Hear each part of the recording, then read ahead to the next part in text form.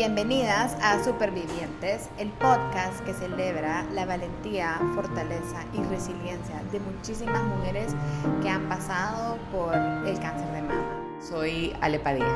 ¿Quién eras tú antes de todo este proceso? Bueno, mira, antes que me diera cáncer, yo era la mujer que estaba en la oficina pensando que no había hecho el súper.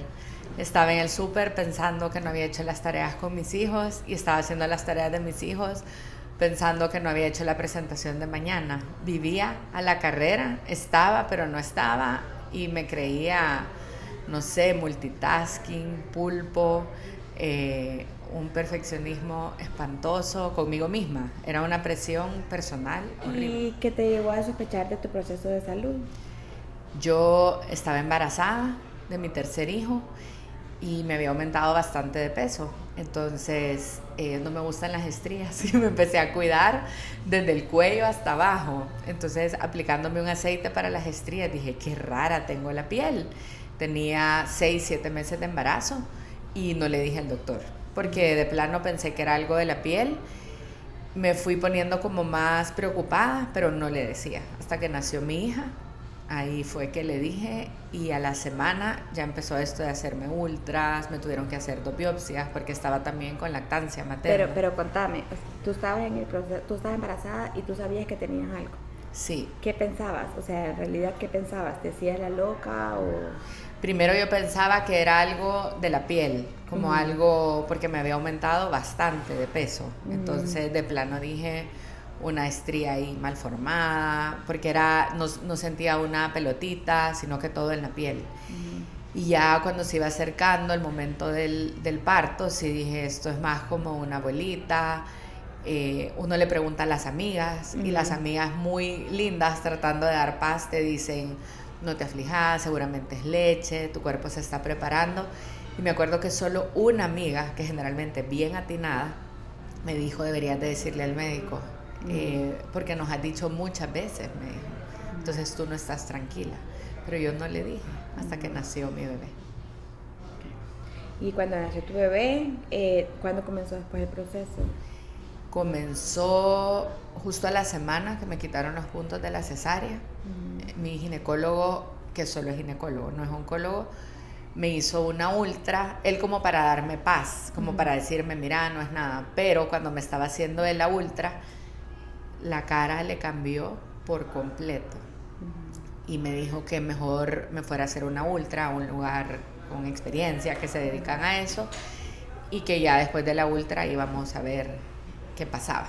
Entonces él mismo me consiguió la cita porque estaba llenísimo, había espacio 2 semanas después. Él me consiguió la cita ese mismo día, me dieron la lectura el día siguiente y él me refirió con una mastóloga para hacerme la biopsia. ¿Y qué pensaste? Y entonces ahí yo estaba bien preocupada. La intuición de uno, él me dijo, tranquila, vamos a ir viendo, seguramente no es nada. Yo creo que me lo dijo porque mi esposo me acompañó y era más para darle paz a él que a mí.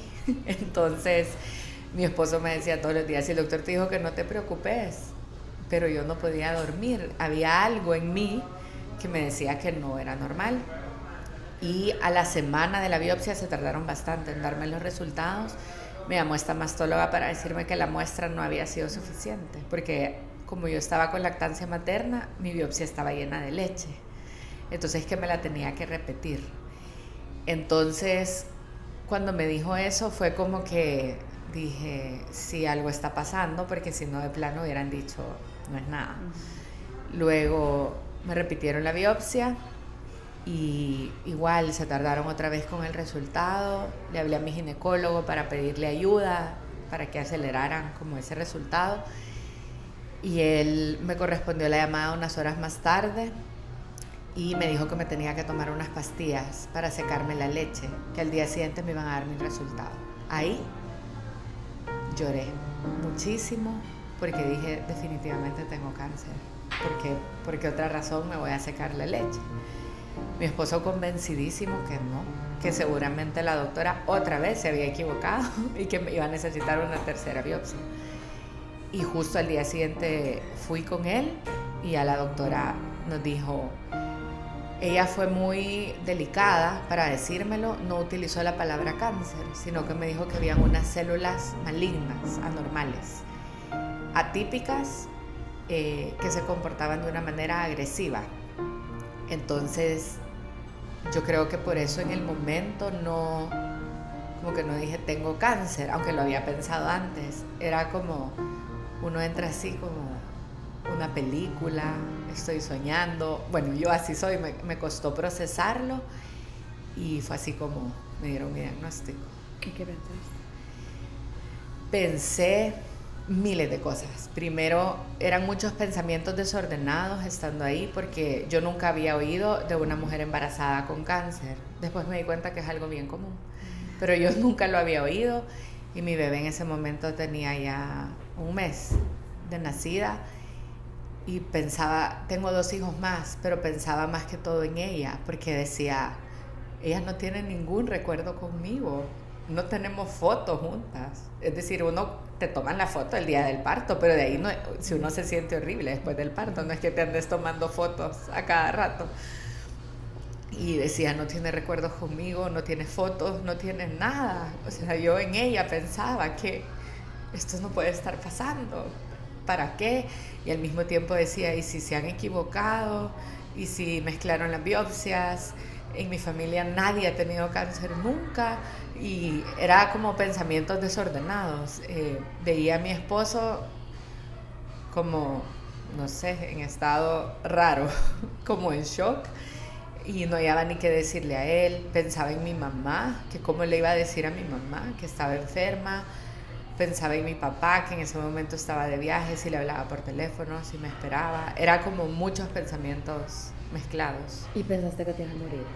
Sí, pensé que me iba a morir, porque cuando yo pedí 6 opiniones, porque de verdad estaba como muy preocupada, y además las primeras 2 opiniones eran tan contrarias, pero lo que sí todos me decían es que era un cáncer agresivo, atípico, porque generalmente te sale en la biopsia que tenés un poquito de cada cosa.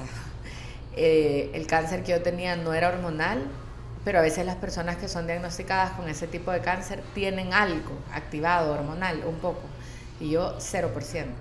Entonces, cuando yo oía la palabra agresiva, atípico, crece rápido, yo dije, me voy a morir. Entonces tenía 3 días de diagnosticada, hice videos para mis hijos despidiéndome, escribí cartas para mis papás, para mis hijos, para mis amigas. O sea, era como, yo no sé quién me dijo que me iba a morir mañana, ¿verdad? No era así, pero yo eso pensé y empecé como a despedirme. Después encontré un doctor que me dijo, atípico y agresivo, me dijo, no quiere decir mortal, me dijo. Él me hizo decir como una similitud y me dijo, hay gente que es diferente a la demás y es excelente, me dijo, no es algo malo necesariamente, me dijo. Tiene su propio tratamiento, me dijo, tiene su propia quimio y es muy exitosa, me dijo. Entonces sí es verdad que crece rápido, pero así como crece de rápido, así se acaba de rápido, me dijo. Entonces eso me dio muchísima paz. Y entonces cuando ya te comenzaste, entraste como que ya tenías tu diagnóstico, ¿cómo fue el proceso? Bueno, quimio? Sí, mi proceso, mi tumor medía 9 centímetros, era bien grande. Entonces tenían que empezar con quimios, porque podía ser, aunque en todos los exámenes no me salía en otra parte del cuerpo, podía ser que partículas muy pequeñas sí estuvieran al ser un tumor tan grande. Entonces lo ideal era atacar todo el cuerpo. Recibí 6 quimios, tenía pánico en la primera, un pánico espantoso. Además que, si te fijas, todas las películas, todo el mundo se muere de cáncer. Es horrible y siempre lo dramatizan como más de lo que es. Entonces yo solo de eso me acordaba, pero la verdad es que no, creo que mi imaginación fue peor de lo que viví. Y después de las 6 quimios me sometí a una mastectomía. También me quitaron ganglios, salieron negativos, gracias a Dios, que todavía el oncólogo dice que él eso no le suena. Entonces por eso mismo recibí también radiación.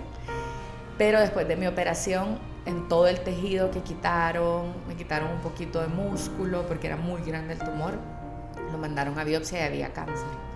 Entonces tuve que recibir 14 quimios más de una segunda generación que tiene 5 años de estar aprobada, y lleva inmunoterapia y quimio. Es más suave, ya no se te cae el pelo, todos los síntomas sí los tenés, pero son más leves, solo un cansancio impresionante. Pero a mí algo que me sirvió, mucha gente me decía, qué terrible lo que te ha pasado con niños tan chiquitos. Y la verdad es que no. Yo doy gracias a Dios que mis hijos estaban chiquitos porque ellos me distraían de una manera impresionante. A veces hasta se me olvidaba que estaba yo enferma porque tengo uno bien peculiar que me toca como rezar, educarlo. Entonces me distraía muchísimo, hice cosas con ellos que jamás hubiera hecho si no hubiera estado embarazada. Por ejemplo, la peluca que yo usaba en mi casa era de payaso. Entonces ellos se mataban de la risa, me pintaban la cabeza, hacían paisajes en mi cabeza, me pegaban stickers. Yo les hacía bromas como, no me hagan enojar que se me va a parar el último pelo que me queda. Entonces ellos se morían de la risa. Claro, no, bien chiquitos, no comprendían la magnitud, y yo nunca usé la palabra cáncer, sino que yo les decía que mami tenía una pelotita y que mi medicina era tan fuerte que se me caía el pelo. Mi esposo es pelón, entonces esa era una ventaja también, que para ellos no era una cosa atípica en la casa. Así que la verdad es que no fue tan terrible, y mis amigas también jugaron un papel fundamental en cada quimio. Ellas agarraron un tema. Entonces subían cosas a redes sociales basadas en ese tema, me mandaban un regalo basados en ese tema, y me mandaban frases basadas en ese tema, como para que yo todos los días agarrara una frase y me la repitiera. Entonces todo eso, la verdad es que yo siento que una persona enferma lo que más necesita es sentirse amada y apoyada, y de verdad a mí me sobró amor. Entonces es algo que yo quisiera hoy repartir, que nadie pase por esto sola, porque nadie se lo merece. ¿Qué fue lo más duro? Lo más duro era separarme de mis hijos, porque yo me ponía mal una semana, justo cuando me daban la quimio, y me iba a la casa de mi mamá, porque en ese momento mi hijo mayor tenía 4 años, el de en medio 2. Entonces ellos no comprendían que yo no podía jugar con ellos, que yo no podía ir al parque con ellos. Además yo antes de esto trabajaba full time, y en ese momento yo estaba de maternidad, ¿verdad? Entonces ellos decían, mami está en la casa, ¿por qué no puede estar conmigo? Y yo no tenía las energías. O sea, yo podía sentarme a ver tele con ellos, eso sí, pero así como sentarme a jugar, yo no podía. Entonces a mí me costaba mucho dejarlos, porque me mandaban audios y empezaban contándome cosas, y de a medio audio lloraban, o me querían ir a ver a la casa de mi mamá y me decían, pero vámonos mami. Y entonces yo ya tenía la paz que no me iba a morir, pero siempre ese pensamiento de, si les cuesta tanto sabiendo que una semana me van a ver, ¿cómo será si les hago falta? Entonces para mí eso era bien difícil, separarme de ellos.